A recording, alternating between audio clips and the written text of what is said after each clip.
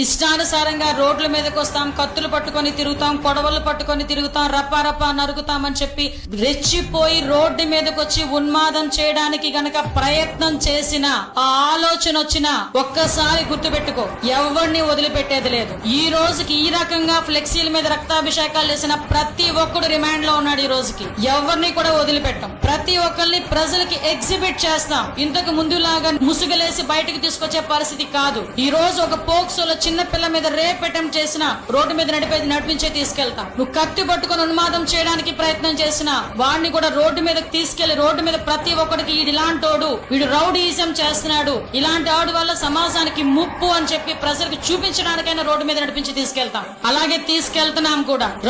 Rowdy షీటర్ని కూడా ఈ రోజు రోడ్డు మీదకి తీసుకొచ్చి మేము నడిపిస్తున్నాం. ఇష్టానుసారంగా చేసుకుంటాము, మాకు నచ్చినట్టు ప్రవర్తిస్తాము, ఎవడో అడ్డొస్తాడో చూస్తామని మీరు అనుకుంటే రండి, మేము చూసుకుంటామని మేము కూడా సిద్ధంగానే ఉన్నాం. మా డిపార్ట్మెంట్ కూడా సిద్ధంగానే ఉంది. ఎవడు పడితే వాడు వచ్చి రోడ్ల మీదకి వచ్చి కత్తులు పట్టుకొని తిరుగుతామంటే చూస్తూ ఊరుకోవడానికి ఈ రోజు మీరు కాదు. ఇక్కడ ఉన్నది సిబిఐ, మళ్ళీ చెప్తున్నా, ఇక్కడ ఉన్నది చంద్రబాబు నాయుడు గారు.